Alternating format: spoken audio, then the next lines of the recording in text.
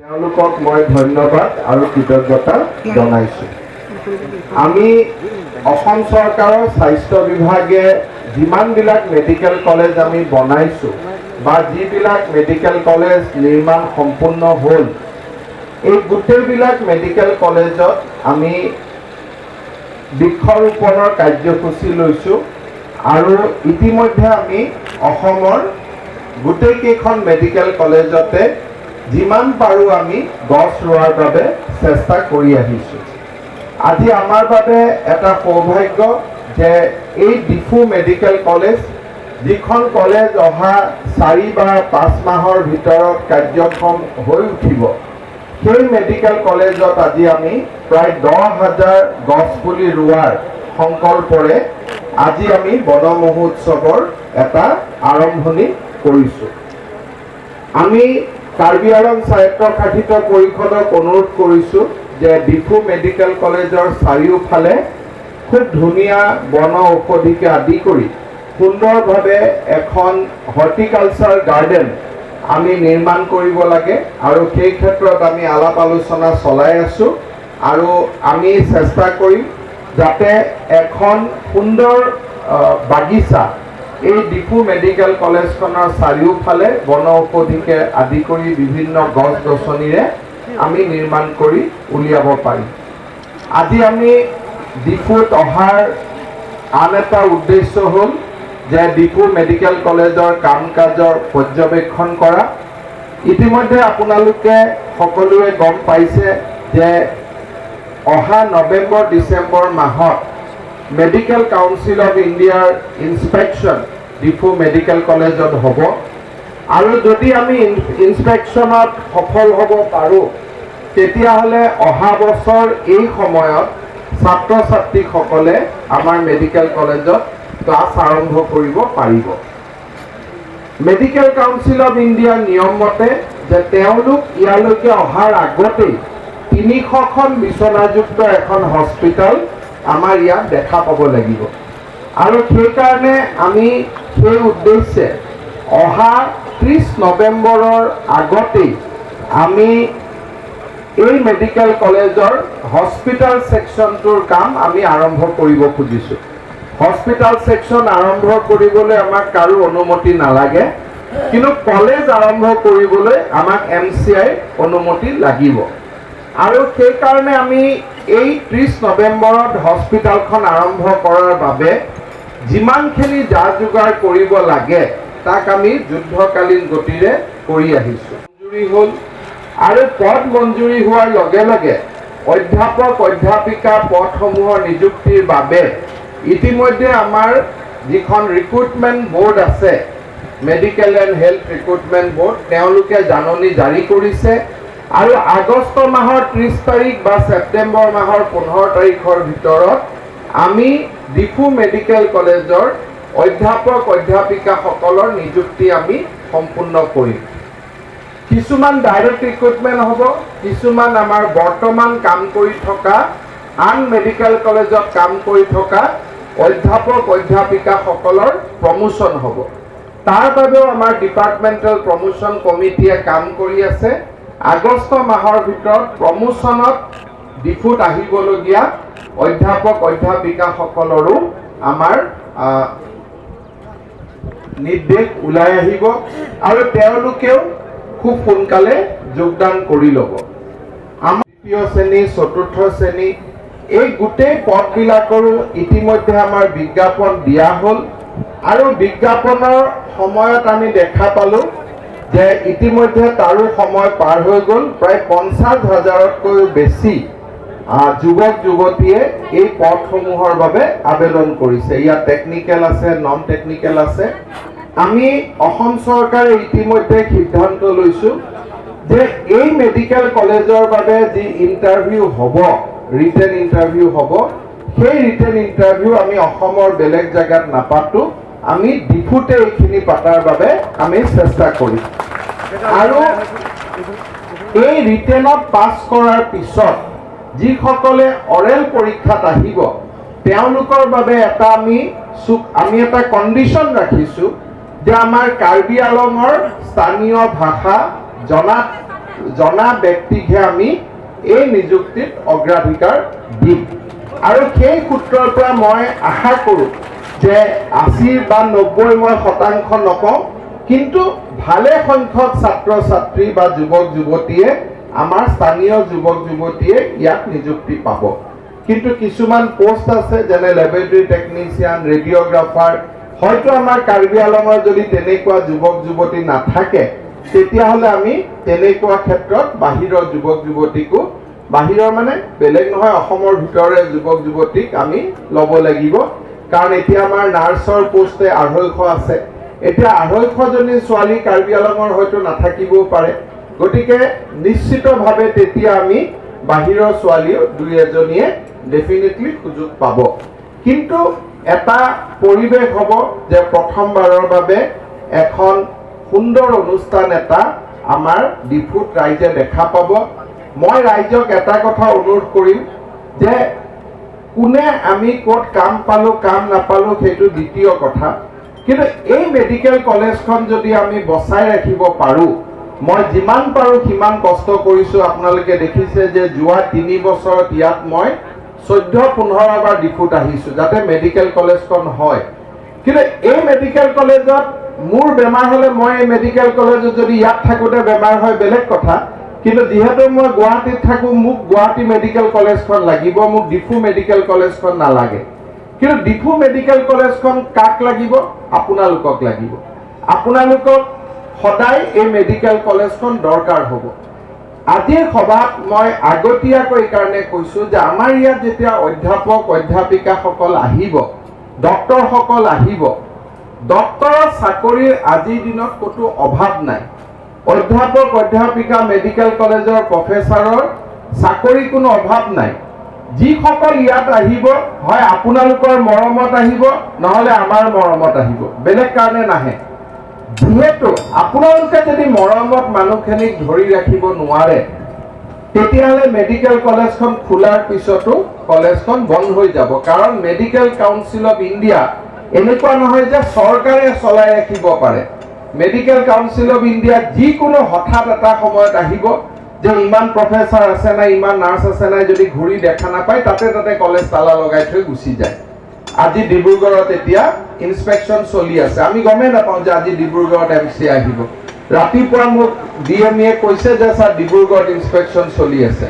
মই ভয় খাইছোঁ যে ডক্টৰ আছে নে নাই বা তাত কি আছে।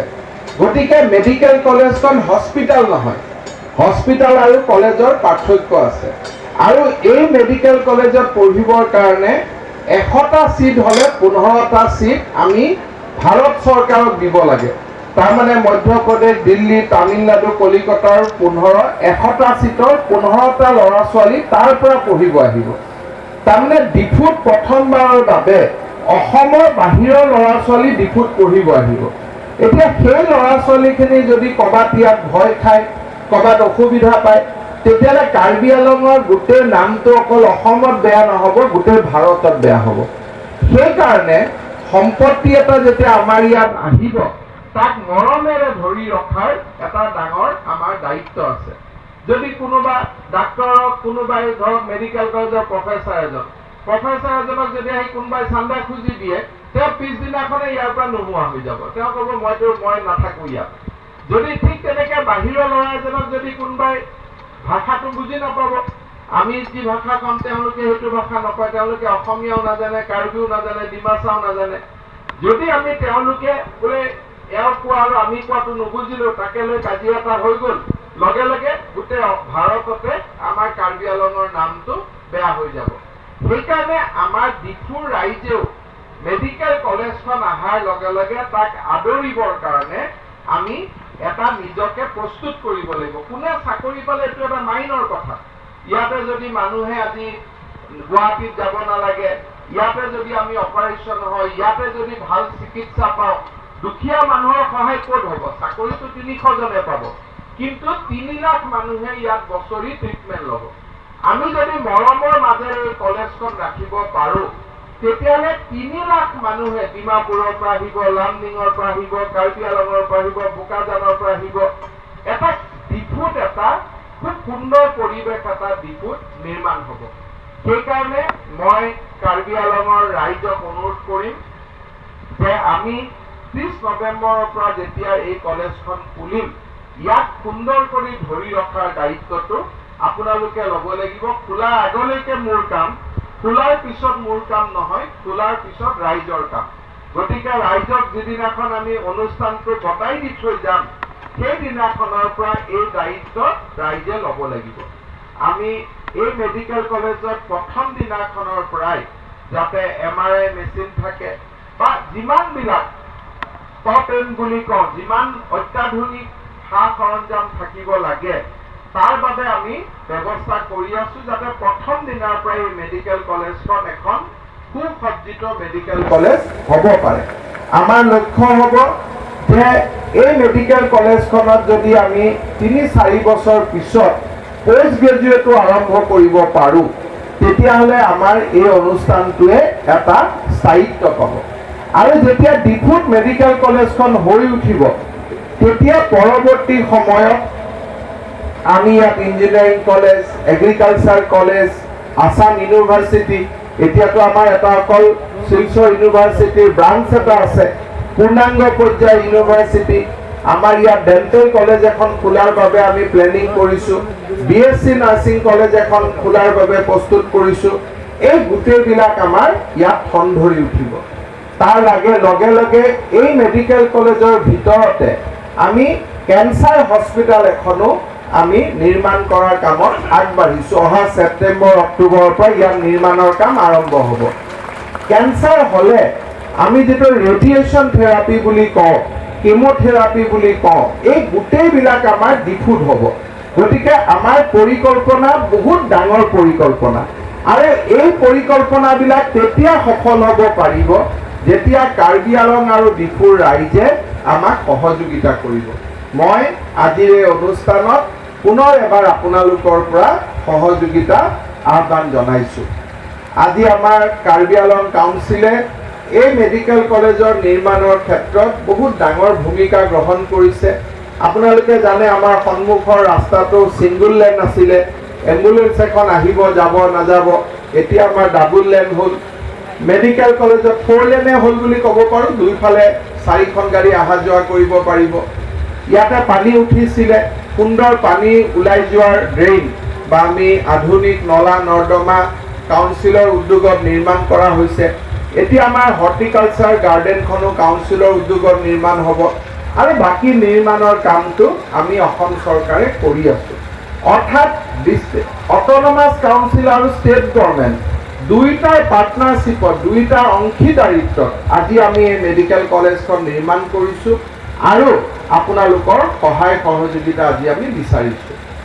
আজি মই আমাৰ সৰু সৰু ল'ৰা ছোৱালীবিলাকৰ হতুৱাই ইয়াত গছ পুলি ৰোৱাৰ বাবে আজি এটা আমি যিটো মই তুলিৰাম ৰংহান ডাঙৰীয়াক কৈছিলোঁ যে আমি এটা অনুষ্ঠান কৰিম, তাৰ কাৰণ আৰু এটা হৈছে যে আজি আমাৰ সৰু ল'ৰা ছোৱালীখিনি আহি আমাৰ ইয়াত মেডিকেল কলেজখন দেখা পালে। এই মেডিকেল কলেজখনত সদায় যদি বেলেগৰ পৰা মানুহ আহি পঢ়ে, আমাৰতো মনটো ভাল নালাগিব। কিন্তু আমাৰ ইয়াত কোনো ৰিজাৰ্ভেশ্যনো নাই যে লোকেল ল'ৰাক ৰিজাৰ্ভেশ্যন দিব পাৰি, তাৰমানে আমি পঢ়ি শুনি ইয়াত ছিট ল'ব লাগিব। আজি আমাৰ যিসকল যুৱক যুৱতী ছাত্ৰ ছাত্ৰীয়ে ইয়াত গছ পুলি ৰুলে, তেওঁলোকে অকল গছ পুলি ৰোৱাই নহয়, যিসকলে ছায়েন্স পঢ়িছে বা পঢ়িব, তেওঁলোকে মনত সংকল্পও ল'ব লাগিব যে এইখন কলেজত আমি এদিন পঢ়িম। এই ধৰণে যদি আমি ইয়াতে এটা পঢ়াৰ পৰিৱেশ নিৰ্মাণ কৰিব পাৰোঁ, আৰু আমাৰ এইখন মেডিকেল কলেজৰ 100টা ছিটৰ যদি অন্ততঃ 40-50টা ছিট যদি আমাৰ কাৰ্বি আংলঙৰ ছাত্ৰ ছাত্ৰীয়ে পায়, তেতিয়াহ'লে আমাৰ আচল উদ্দেশ্যটো সফল হ'ব। এই মেডিকেল কলেজখনক কেন্দ্ৰ কৰি এটা জ্ঞানৰ পৰিৱেশ কাৰ্বি আংলং জিলাত নিৰ্মাণ হওক, এটা শিক্ষাৰ পৰিৱেশ আগতকৈ আৰু বেছি আগুৱাই যাওক, তেনেকুৱা এটা কল্পনাৰে আজি আমি আগবাঢ়িছোঁ। মই ভাবোঁ যে কাৰ্বি আংলঙৰ নৱ প্ৰজন্মই এই মেডিকেল কলেজখনত পঢ়িবৰ কাৰণে প্ৰচেষ্টা ল'ব, তেওঁলোকে চেষ্টা কৰিব। আমি আশা কৰিছোঁ যে নৱেম্বৰ মাহত যেতিয়া আমি এই মেডিকেল কলেজখন আৰম্ভ কৰিম, মুখ্যমন্ত্ৰী ডাঙৰীয়াকে আদি কৰি সকলোবোৰ আহিব, আৰু আমি ইয়াত এটা সুন্দৰ দিনত আমি মেডিকেল কলেজ আৰম্ভ কৰিম। তুলিৰাম ৰহাং ডাঙৰীয়াই আৰু ওপৰত প্ৰধানমন্ত্ৰীকো মাতিব খোজে, সেইটো হ'ব নহ'ব মই নাজানো, কিন্তু এবাৰ কাৰ্বি আংলঙত আমি মোদী ডাঙৰীয়াক নিশ্চয় আনিব লাগিব, কাৰণ কাৰ্বি আংলঙত ইমান কাম হৈ আছে। মেডিকেল কলেজখনলৈ হয় নহয় বেলেগ কথা, কিন্তু জেনেৰেলি আমি ইয়াতে মোদী ডাঙৰীয়াক আনিব লাগিব, কাৰণ কাৰ্বি আংলঙত কৰিবলগীয়া কাম বহুত আছে আৰু আমি নিশ্চয় সেই দিশতো সদায় আমি মনত ৰাখিম। মই আজি আৰু বিশেষ নকওঁ। আমাৰ যোৱাত অহাকালিৰ পৰা অসম বিধানসভাৰ অধিৱেশন হ'ব। অসমত বানপানীৰো এটা ভয়াৱহ পৰিৱেশ। আজি মই আহিব নোৱাৰিম বুলি ভাবিছিলোঁ, কিন্তু যিহেতু বন মহোৎসৱৰ সময় 30 আগষ্টত পাৰ হৈ যাব, সেইকাৰণে আমি ইয়াতে আহিলোঁ। আপোনালোকক মাছ অভিযানৰ কামৰ লগত আমি বিভিন্ন কাম সাহায্য অভিযানৰ কামৰ লগত আমি জড়িত হৈ ততাতৈয়াকৈ আজি গুৱাহাটীলৈ উভতি যাব লাগিব। সেইকাৰণে আজি সভাটি গুৱাহাটীলৈ উভতি যাব লাগিব। আপোনালোকক পুনৰ এবাৰ ধন্যবাদ জনাই আপোনালোকক পুনৰ